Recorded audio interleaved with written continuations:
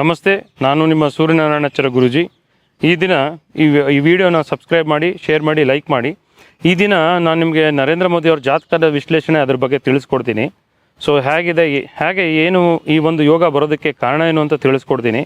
So ನೋಡಿ, ಇವರ ಜಾತಕ ಬಂದು ವೃಶ್ಚಿಕ ಲಗ್ನದಲ್ಲಿ ಲಗ್ನಾಧಿಪತಿ ಲಗ್ನದಲ್ಲೇ ಇದ್ದಾನೆ.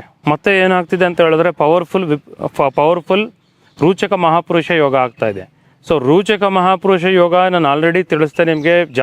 ಯಾರ ಜಾತಕದಲ್ಲಿ ರೋಚಕ ಮಹಾಪುರುಷ ಯೋಗ ಇರುತ್ತೆ ಅವರು ಅಡ್ಮಿನಿಸ್ಟ್ರೇಟಿವ್ ಆಗಲಿ, ಗೌರ್ಮೆಂಟ್ ಆಗಲಿ, ಸರ್ವಿಸ್ ಓರಿಯೆಂಟೆಡ್ ಆಗಲಿ, ಇದರಲ್ಲೆಲ್ಲ ತುಂಬ ಪವರ್ಫುಲ್ ಆಗಿ ಪ್ಲೇಸ್ಮೆಂಟ್ ಆಗುತ್ತೆ, ಪವರ್ಫುಲ್ ಆಗಿ ಸಿಗುತ್ತೆ ಅಂತ ಹೇಳಿ. ವೃಶ್ಚಿಕ ಲಗ್ನ ಕುಜ ಏನು ಮಾಡ್ತಿದ್ದಾನೆ, ಅವನು 6th ಹೌಸ್ ಲಾರ್ಡ್ ಕೂಡ, ಲಗ್ನಾಧಿಪತಿ ಕೂಡ ಲಗ್ನದಲ್ಲಿ ಉಚ್ಚ ಸ್ಥಿತಿ ಆಗಿರೋದ್ರಿಂದ ಎಂಥ ಒಂದು ಪ್ರಾಬ್ಲಮ್ಸ್ಗಳು ಬಂದರೂ ಕೂಡ ಜೀವನದಲ್ಲಿ ಅದನ್ನು ಪ್ರಾಬ್ಲಮ್ನ ಸಾಲ್ವ್ ಮಾಡಿಕೊಂಡು ಮುಂದೆ ಹೋಗ್ತಕ್ಕಂಥ ಎಬಿಲಿಟಿ, ಸ್ಟ್ರೆಂತ್ ಕುಜ ಕೊಡ್ತಾನೆ ಅಂತ ಶಾಸ್ತ್ರ ಎಲ್ಲಿ ತೋರಿಸ್ತಾ ಇದೆ.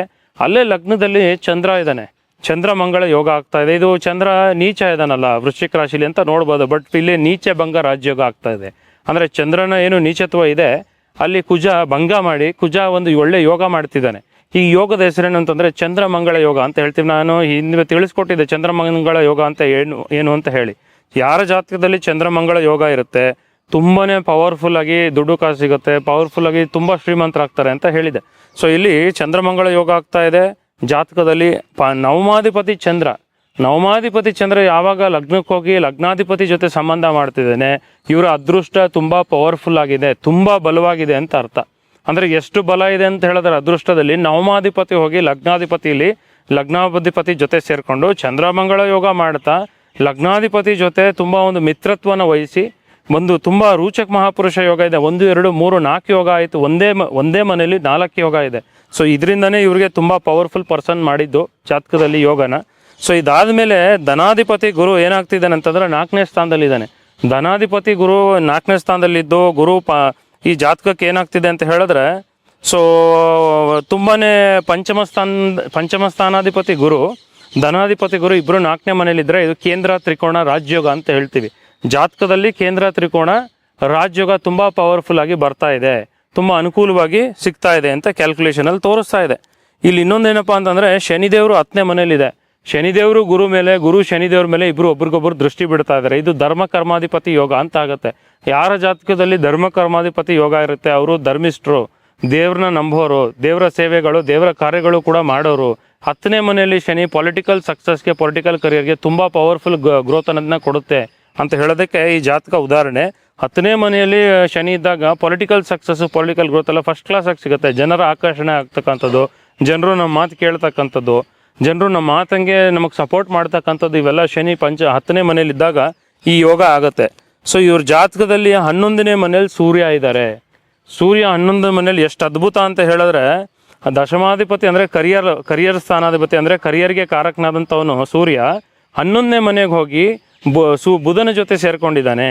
11ನೇ ಮನೆಗೆ ಹೋಗಿ ಬುಧನ ಜೊತೆ ಸೇರ್ಕೊಂಡಾಗ ಅದು ಬುಧ ಉಚ್ಚ ಸ್ಥಾನದಲ್ಲಿದ್ದಾನೆ. ಇಲ್ಲಿ ಬುಧ ಅಸ್ತ ಆಗಿದ್ರು ಕೂಡ ಒಂದು ಕಂಡೀಷನ್ ಏನಿರುತ್ತೆ ಅಂತಂದ್ರೆ, ಅಸ್ತಗ್ರಹಗಳಾದರೂ ಕೂಡ ಸೊ ತನ್ನ ಸ್ವಂತ ರಾಶಿ ಏನಾದರೂ ಅಸ್ತಗ್ರಹಗಳಿಗೆ ಸಿಕ್ಬಿಟ್ರೆ ಅಸ್ತಗ್ರಹಗಳು ಕೂಡ ಚೆನ್ನಾಗಿ ರಿಸಲ್ಟ್ಸ್ ಕೊಡ್ತವೆ ಅನ್ನೋದಕ್ಕೆ ಇದೇ ಉದಾಹರಣೆ, ಈ ಒಂದು ಜಾತಕ ಉದಾಹರಣೆ. ಸೊ 11ನೇ ಮನೆಯಲ್ಲಿ ಬುಧ ಮತ್ತು ಸೂರ್ಯ ತುಂಬ ಪವರ್ಫುಲ್ ಆಗಿ ಬುಧಾದಿತ್ಯ ರಾಜಯೋಗ ಮಾಡ್ತಾ ಇದ್ದಾರೆ. ದಶಮಾಧಿಪತಿ 11ರಲ್ಲಿ ಒಳ್ಳೆ ಗೇನ್ಸ್, ಫುಲ್ಫಿಲ್ಮೆಂಟ್ ಆಫ್ ಡಿಸೈರ್ಸು ಎಲ್ಲ ರೀತಿ ಒಳ್ಳೆಯದು. ಪೊಲಿಟಿಕಲ್ ಕರಿಯರ್ಗೆ, ಪೊಲಿಟಿಕಲ್ ಸಕ್ಸಸ್ಗೆ ತುಂಬ ಚೆನ್ನಾಗಿದೆ. 11ರಲ್ಲಿ ಅದೇ ಮನೆಯಲ್ಲಿ ಕೇತು ಮತ್ತು ಸೂರ್ಯ ಇದೆ. ಕೇತು ಸೂರ್ಯ ಇದ್ರೂ ಕೂಡ ಸಮ್ಟೈಮ್ಸ್ ತುಂಬ ಪಾಸಿಟಿವ್ ರಿಸಲ್ಟ್ಸ್ ಕೊಡುತ್ತೆ ಅನ್ನೋದಕ್ಕೆ ಇದೇ ಸಾಕ್ಷಿ. ಯಾಕೆ ಅಂತ ಹೇಳಿದ್ರೆ ಸೂರ್ಯಕೇತು ಇದ್ರೆ ಸ್ಟ್ರಗಲ್ಸ್ ಕೊಡುತ್ತೆ ಲೈಫಲ್ಲಿ, ಬಟ್ ಆದರೆ ಅಲ್ಟಿಮೇಟ್ ಸಕ್ಸಸ್ ಕೊಡುತ್ತೆ ಅಂತ ಶಾಸ್ತ್ರ ತಿಳಿಸ್ತಾ ಇದೆ.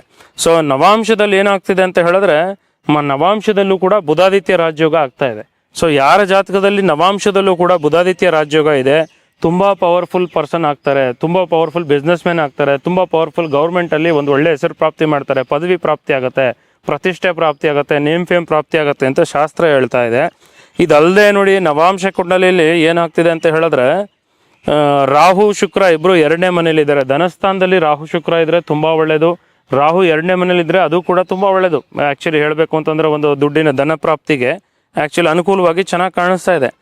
ಅದಲ್ಲದೆ ಇನ್ನು ಜಾತಕದಲ್ಲಿ ನವಾಂಶ ಕುಂಡಲಿಯಲ್ಲೂ ಕೂಡ 9ಮ ಸ್ಥಾನದ ಗುರು 5ಮ ಸ್ಥಾನಕ್ಕೆ ಹೋಗಿ ಮಹಾಲಕ್ಷ್ಮಿ ಯೋಗ ಮಾಡ್ತಾ ಇದ್ದಾನೆ. 9ಮ ಸ್ಥಾನದ ಗುರು 5ಮ ಸ್ಥಾನಕ್ಕೆ ಹೋದಾಗ ಇದು ರಾಜ್ಯೋಗ ಕೂಡ ಆಯಿತು, ತುಂಬ ದೊಡ್ಡ ರಾಜಯೋಗ. ಈಗ ನೋಡಿ ಗಜಕೇಸರಿ ಯೋಗಕ್ಕಿಂತ ಇನ್ನೊಂದು ಒಳ್ಳೆ ಯೋಗ ಇದೆ ಅಂತ ಹೇಳಿದ್ರೆ ಅದು ಪಂಚಮಾಧಿಪತಿ ನವಮ ಸ್ಥಾನದಲ್ಲಿ, ನವಮಾಧಿಪತಿ ಪಂಚಮ ಸ್ಥಾನದಲ್ಲಿ, ಲಗ್ನಾಧಿಪತಿ ನವಮ ಸ್ಥಾನದಲ್ಲಿ ಬಂದಾಗ ತುಂಬ ತೀರಾ ದೊಡ್ಡ ರಾಜಯೋಗ ಆಗೋಯ್ತು. ಸೊ ಈ ಥರ ರಾಜಯೋಗಗಳು ಆಗ್ತಾ ಇರಬೇಕಾದ್ರೆ ಜಾತಕ ತುಂಬ ಸಪೋರ್ಟಿವ್ ಆಗಿರುತ್ತೆ ಅಂತ ಅರ್ಥ ತೋರಿಸ್ತಾ ಇದೆ. ಅದಲ್ಲದೆ ಇಲ್ಲಿ ಸೂರ್ಯ ಮತ್ತು ದಶಾಂಶ ಕುಂಡಲಿಯಲ್ಲಿ ಸೂರ್ಯ ಬುಧ ಶನಿ 3 ಜನ 11ನೇ ಮನೇಲಿದ್ದಾರೆ. ದಶಾಂಶ ಕುಂಡಲಿಯಲ್ಲಿ ಸೂರ್ಯ ಬುಧ ಶನಿ 11ನೇ ಮನೇಲಿ ಇರೋದು ಅಂತಂದರೆ ಸೂರ್ಯ 11ರಲ್ಲಿದ್ದರೆ ಬಹಳ ಒಳ್ಳೆಯದು, ಉನ್ನತ ಫಲಗಳನ್ನ ಕೊಡ್ತಾನೆ. ಬುಧ 11ರಲ್ಲಿದ್ದರೆ ಒಳ್ಳೆ ಫಲಗಳನ್ನ ಕೊಡ್ತಾನೆ. ಶನಿ 11ರಲ್ಲಿದ್ದರೂ ಕೂಡ ತುಂಬ ಒಳ್ಳೆ ಫಲಗಳನ್ನ ಕೊಡ್ತಾನೆ ಅಂತ ಶಾಸ್ತ್ರ ಹೇಳುತ್ತೆ. ಅಂದರೆ ಯಾವ ಗ್ರಹಗಳು ಕೂಡ 11ನೇ ಮನೆಗೆ ಬಂದಾಗ ಆ ಗ್ರಹಗಳು ಯಾವುದೂ ಕೂಡ ಕೆಟ್ಟ ರಿಸಲ್ಟ್ಸ್ ಕೊಡೋದಿಲ್ಲ, ತುಂಬ ಅನುಕೂಲವಾದಂಥ ಒಂದು ಒಳ್ಳೆ ರಿಸಲ್ಟ್ಸ್ ಕೊಡುತ್ತೆ ಅಂತ ಶಾಸ್ತ್ರ ಹೇಳ್ತಾ ಇದೆ. ಸೊ ಇದಲ್ಲದೆ ಗುರು ದಶಾಂಶದಲ್ಲಿ ಏನು ಮಾಡ್ತಿದ್ದಾನೆ ಅಂತಂದರೆ 10ನೇ ಮನೆಯಲ್ಲೇ ಮೇಷ ರಾಶಿಯಲ್ಲಿದ್ದಾನೆ. ಸೊ ಅದು ವಕ್ರಗ್ರಹಗಳು ಬಹಳ ಪವರ್ಫುಲ್ಲು. ವಕ್ರಗ್ರಹಗಳು ಏನು ಮಾಡ್ತವೆ ಅಂತಂದರೆ ಕೆಲವರು ವಕ್ರಗ್ರಹಗಳ ಬಗ್ಗೆ ಕೆಟ್ಟದಾಗಿ ತಿಳ್ಕೊಂಡಿದ್ದಾರೆ. ಶುಭ ಗ್ರಹಗಳಾಗಲಿ ಅಶುಭ ಗ್ರಹಗಳಾಗಲಿ ಜಾತಕಕ್ಕೆ ಅದು ಪಾಸಿಟಿವ್ ಆಗಿ ವಕ್ರಿ ಆಗಿಬಿಟ್ರೆ 1ಕ್ಕೆ 3 ಪಟ್ಟು ಪವರ್ಫುಲ್ ಆಗಿಬಿಡುತ್ತೆ, 1ಕ್ಕೆ 3ರಷ್ಟು ಜಾಸ್ತಿ ಪವರ್ಫುಲ್ ರಿಸಲ್ಟ್ಸ್ ಕೊಡುತ್ತೆ ಅಂತ ಶಾಸ್ತ್ರ ಹೇಳುತ್ತೆ. ಅಂದರೆ ವಕ್ರಗ್ರಹಗಳು ಹೆವಿ ಸ್ಟ್ರೆಂತ್, ಹೆವಿ ಪವರ್ಫುಲ್ಲು. ವಕ್ರಗ್ರಹಗಳಿಗೆ ಚೇಷ್ಟ ಬಲ ಜಾಸ್ತಿ ಇರುತ್ತೆ. ಅದು ಚೇಷ್ಟ ಬಲ ಅಂತಂದರೆ ನಿಮ್ಗೆ ಎಷ್ಟು ಒಳ್ಳೇದು ಮಾಡೋಕ್ಕಾಗುತ್ತೋ ಆ ಗ್ರಹಗಳು ಅಷ್ಟು ಕೂಡ ಒಳ್ಳೇದು ಮಾಡಿಬಿಟ್ಟು ಅನುಕೂಲ ಮಾಡಿಬಿಟ್ಟೇ ಹೋಗ್ತಾವೆ ಹೊರತು ಅನಾನುಕೂಲ ಮಾಡೋದಿಲ್ಲ. ಅದು ಶುಭ ಗ್ರಹಗಳಾಗಿರಬೇಕು, ಒಂದು ಜಾತಕಕ್ಕೆ ಪಾಸಿಟಿವ್ ಪ್ಲಾನೆಟ್ ಆಗಿರಬೇಕು.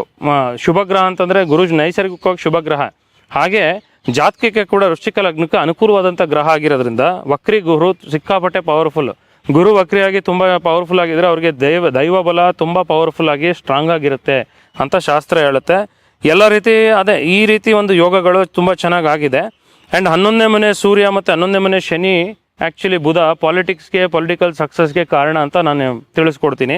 ಇದರಿಂದ ಏನಾಗಿದೆ ಅಂತ ಹೇಳಿದ್ರೆ ಇವರ ಜಾತಕದಲ್ಲಿ ದಶಾಂಶ ಮತ್ತು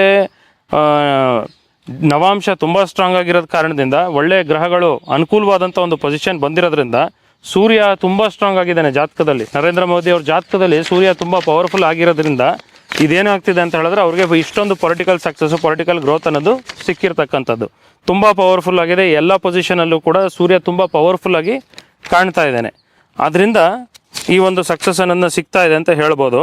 ಆ್ಯಂಡ್ ಹಾಗೆ ಇಲ್ಲಿ ಅಷ್ಟಕ ವರ್ಗದಲ್ಲಿ 3ನೇ ಮನೆಗೆ 32 ಪಾಯಿಂಟ್ಸ್ ಬರ್ತದೆ. ಅಂದರೆ ಸರ್ವೀಸು, ನಮ್ಮ ಕೆಲಸ, ನಮ್ಮ ಹಾರ್ಡ್ ವರ್ಕು, ನಮ್ಮ ಎಫರ್ಟ್ಸ್ಗೆ ಜಾಸ್ತಿ ಪಾಯಿಂಟ್ಸ್ ಸಿಗ್ತಾ ಇರೋದಂದ್ರೆ ಇವ್ರ ಎಫರ್ಟ್ಸಿಂದ ಇವರು ಈ ಒಂದು ಪೊಸಿಷನ್ಗೆ ಬಂದಿದ್ದಾರೆ ಅಂತ ಶಾಸ್ತ್ರ ತಿಳಿಸುತ್ತೆ.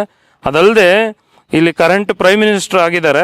ಯಾವಾಗಿಂದ ಅಂತಂದರೆ 2014ರಿಂದ ಆ್ಯಕ್ಟಿವ್ ರನ್ನಿಂಗಲ್ಲಿದ್ದಾರೆ. ಅಂದರೆ ಅಷ್ಟೊಂದು ದೊಡ್ಡ ಯೋಗ ಕೊಟ್ಟಿದ್ದು ಯಾರು ಅಂತ ಹೇಳಿದ್ರೆ ಚಂದ್ರದಶೆ. ಫಸ್ಟು ಚಂದ್ರದಶೆ ನಾನು ಇದಕ್ಕಿಂತ ಮುಂಚೆನೇ ಹೇಳಿದೆ ನಿಮಗೆ, ಚಂದ್ರ ತುಂಬ ಚೆನ್ನಾಗಿದ್ದರೆ ಪವರ್ಫುಲ್ಲಾಗಿ ರಾಜಯೋಗಗಳು ಕೊಡ್ತಾನೆ ಅಂತ. ಸೂರ್ಯದಶೆನೂ ಚೆನ್ನಾಗಿತ್ತು ಇವರಿಗೆ, ಚಂದ್ರದಶೆನೂ ಚೆನ್ನಾಗಿತ್ತು. ಈಗ ಕುಜದಶೆ ನಡೀತಾ ಇದೆ, ಇದು ಕೂಡ ಪರವಾಗಿಲ್ಲ, ಒಳ್ಳೆ ಯೋಗದಲ್ಲಿದೆ. ರೋಚಕ್ ಮಹಾಪುರುಷ ಯೋಗದಲ್ಲಿ ಅನುಕೂಲವಾದಂಥ ಒಂದು ಪೊಸಿಷನ್ಗೆ ಹೋಗುತ್ತೆ. ಇನ್ನೂ ಚೆನ್ನಾಗಿದೆ, ಅನುಕೂಲವಾಗಿ ಫಸ್ಟ್ ಕ್ಲಾಸ್ ಆಗಿದೆ. ಇದರಿಂದ ಇವರ ಜಾತಕ ವಿಶ್ಲೇಷಣೆ ಹೇಗಿದೆ, ಜಾತಕದಲ್ಲಿ ಸೂರ್ಯ ಚೆನ್ನಾಗಿರಬೇಕು, ಪೊಲಿಟಿಕ್ಸಲ್ಲಿ ಚೆನ್ನಾಗಿ ಬರಬೇಕಂದ್ರೆ ಶನಿ ಚೆನ್ನಾಗಿರಬೇಕು, ರಾಹು ಚೆನ್ನಾಗಿರಬೇಕು, ಬುಧನೂ ಕೂಡ ಚೆನ್ನಾಗಿರಬೇಕು. ಈ 4 ಗ್ರಹಗಳು ಪೊಲಿಟಿಕಲ್ ಸಕ್ಸಸ್ಗೆ ಕಾರಣ ಅಂತ ನಾನು ಇವ್ರ ಜಾತಕ ನೋಡಿ ತಿಳಿಸ್ಕೊಡ್ತೀನಿ. ನಮಸ್ತೆ.